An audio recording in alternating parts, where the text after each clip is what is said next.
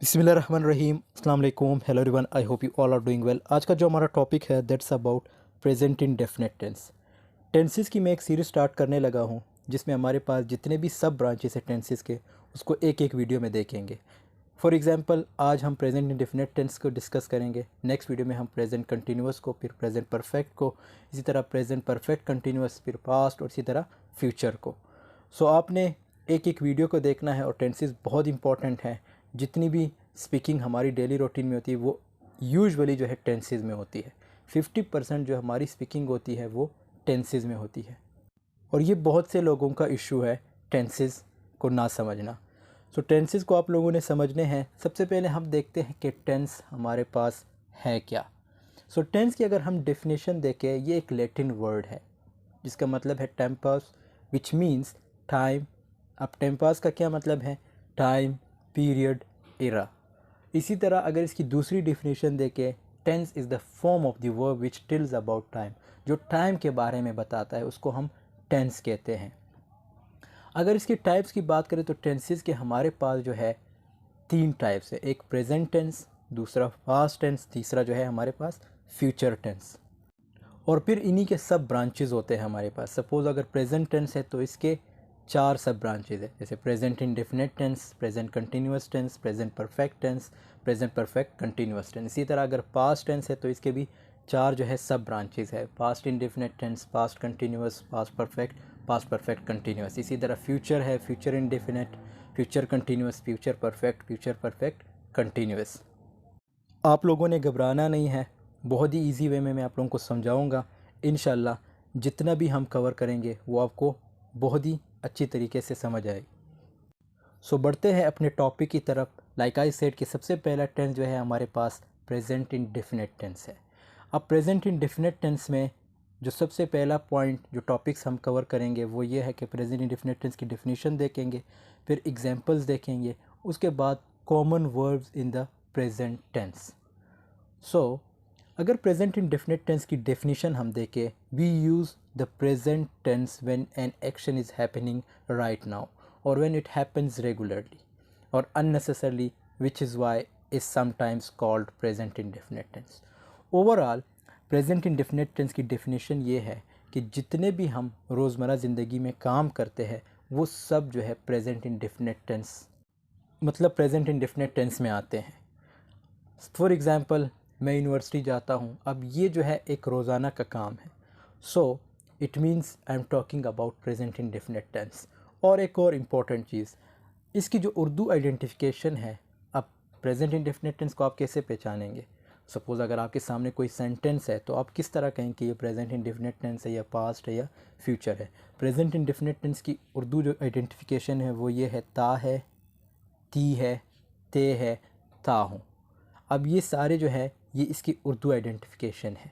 और present indefinite tense like I said कि ये हम जो रोज़मर्रा में जितने भी काम हम करते हैं, जो हमारी हैबिचुअली परफॉर्म करते हैं इन आवर डेली रूटीन, ये सब जो है प्रेजेंट इंडेफिनिट टेंस में आते हैं। और इसकी उर्दू आइडेंटिफिकेशन आप लोगों ने ज़रूर रिमेंबर करनी है, ता है, ती है, ते है एंड ता हूँ। फिर उसके बाद लिखा है, ये अगेन दूसरी डेफिनेशन है, the present definite tense is also known as simple present tense. So इसका सिंपल प्रेजेंट टेंस भी कहते हैं या प्रेजेंट इंडेफिनिट टेंस भी कहते हैं। डिनोट्स अ स्टेटिव और हैबिचुअल और eternally true action. Like I said, जो हमारी हैबिचुअल्स होती है या जो हम रोज़मर्रा ज़िंदगी में काम करते हैं ये सारे प्रेजेंट इंडेफिनिट टेंस में आते हैं। Generally present simple tense is use to indicate an action that happens always. अब ओबियसली जो आप काम करते हैं वो ऑलवेज़ वो एक्शन जो है हैपन होता है। इसी तरह रेगुलरली बाकायदा होता है, एवरी डे, रोज़ाना। अब ये सारे वर्ड्स हैं, इसको आप लोग देख लीजिएगा। सिंपल जैसे प्रेजेंट इंडेफिनिट टेंस का मतलब यही है कि रोज़मर्रा ज़िंदगी में आप जितने भी काम करते हैं, जो आपकी हैबिचुअल्स हैं या जो आपकी डेली रूटीन में ज़रूरी होते हैं, ये सब जो है प्रेजेंट इंडेफिनिट टेंस में आते हैं। अब यहाँ पे इम्पोर्टेंट पॉइंट्स देखते हैं। इम्पोर्टेंट पॉइंट्स बहुत ज़रूरी है, इसको आप लोगों ने नोट डाउन करना है। हर टेंस का हेल्पिंग वर्ब होता है। प्रेजेंट इंडेफिनिट टेंस का हेल्पिंग वर्ब हमारे पास है डू एंड डज। अब सब्जेक्ट्स कौन से होते हैं? हमारे पास 9 सब्जेक्ट्स है, इसको भी आप लोग याद रख दीजिएगा।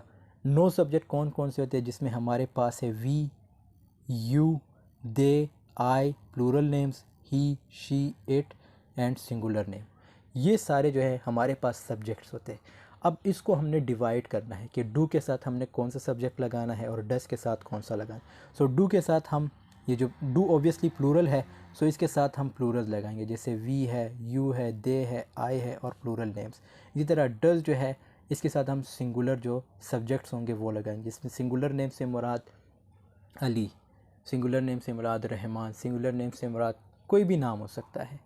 तो ये सारे जो है सिंगुलर नेम में आते हैं। इसी तरह प्लूरल नेम्स से लाइक अली एंड रहमान, ये प्लूरल नेम्स में आते हैं। इसके साथ हम फिर डज लगाएंगे। इसी तरह he, she, it and singular name, इसके साथ हम डज लगाएंगे और इसके साथ डू लगाएंगे, सॉरी प्लूरल के नेम के साथ हम डू लगाएंगे। अब जो मोस्ट इम्पॉर्टेंट है वो ये है कि जो लड़के मिस्टेक्स करते हैं वो सिंपल फार्मूले में करते हैं। सिंपल फार्मूले में हम जो है ये डू और डस का यूज़ नहीं करते। सो सिंपल फार्मूले में जब हम डू एंड डस का यूज़ नहीं करते तो ऑब्वियसली वहाँ पे हम फिर किस चीज़ का यूज़ करते हैं, एस, ई एस और आई एस का। अब इसको समझना है आप लोगों ने कि एस, ई एस और आई एस हम कहाँ यूज़ करते हैं। और एक और चीज़, जैसे यहाँ पे लिखा है कि सिंपल फार्मूले में एस, ई एस और आई एस का यूज़ किया जाता है, और इसी तरह जो नेगेटिव और इंट्रोगेटिव फार्मूला है इसमें हम एस, ई एस और आई एस का यूज़ नहीं करते। क्यों नहीं करते, उसकी वजह मैं आपको इससे जो अगले स्लाइड है उसमें बताऊँगा। अब सबसे पहले बात करते हैं सिंपल फार्मूले की और प्रेजेंट इंडेफिनिट टेंस।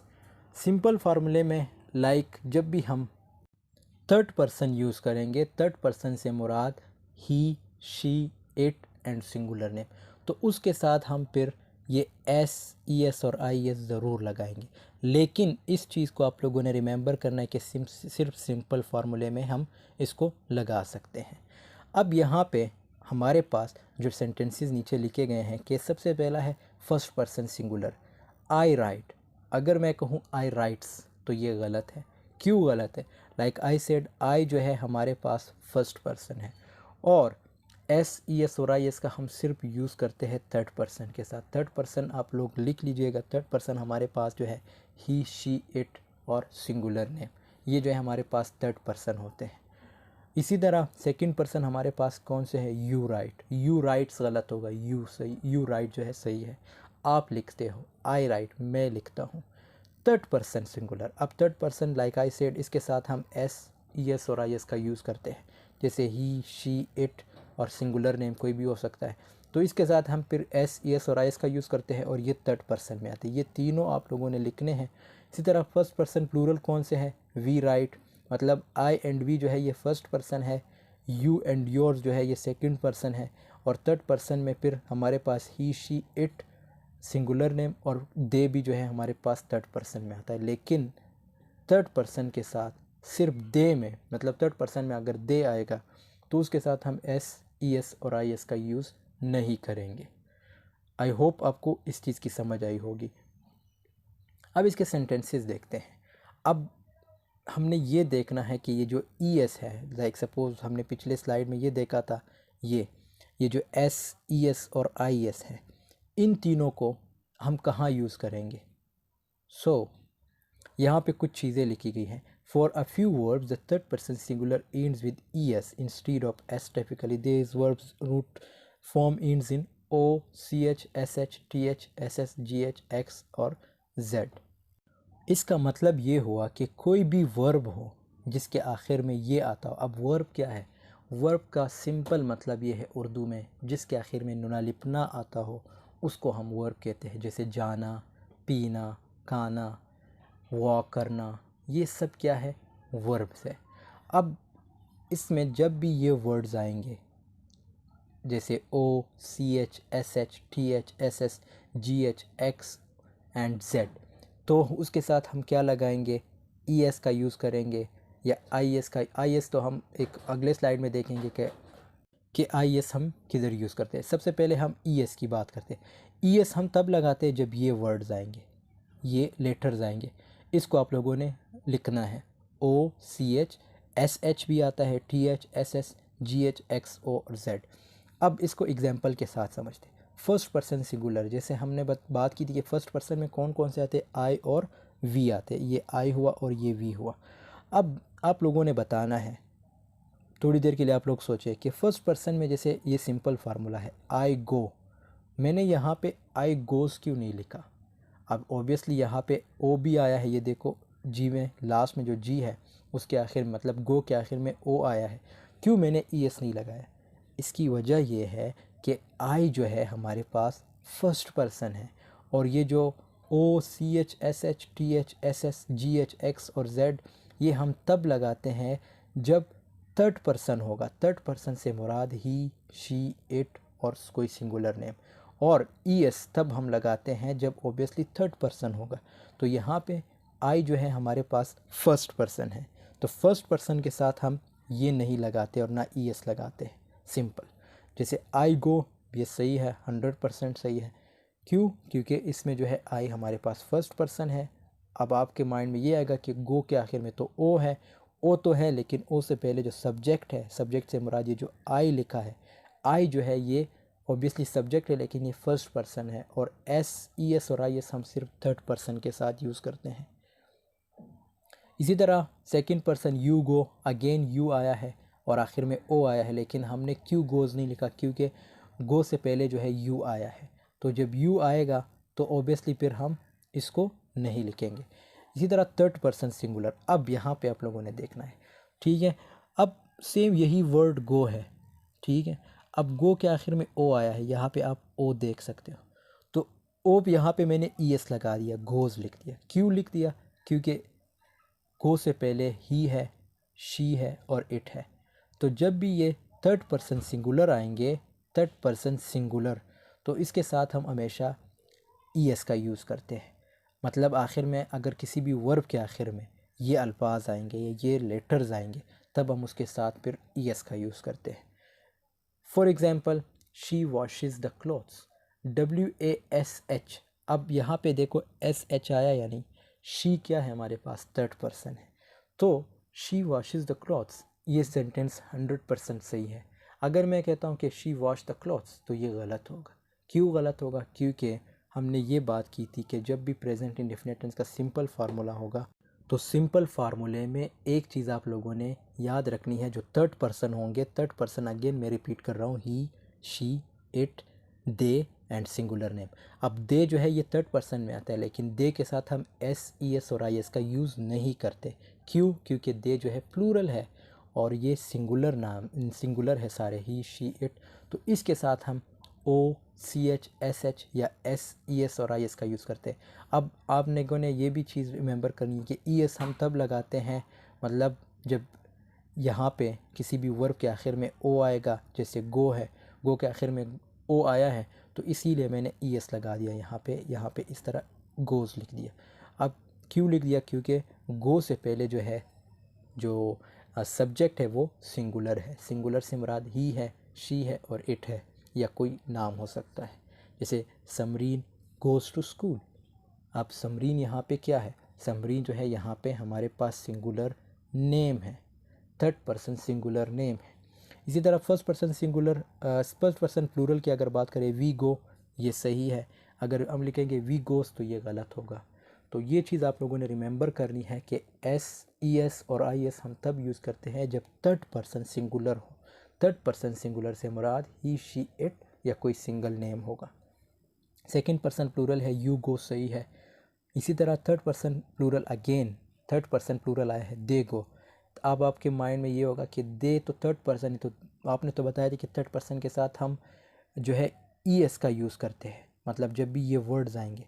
तो इसकी मेन वजह ये है कि दे जो है हमारे पास प्लूरल है, तो मैंने बात की थी कि प्लूरल के साथ हम जो है ई एस, एस और आई एस का यूज़ नहीं करते। सो आई होप आपको एस, ई एस और आई एस की समझ आई होगी।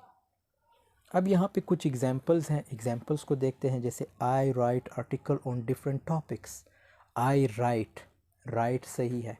अगर मैं लिखता आई राइट्स तो गलत होगा। क्यों? क्योंकि राइट से पहले आई आया है, आई जो है हमारे पास फर्स्ट पर्सन है।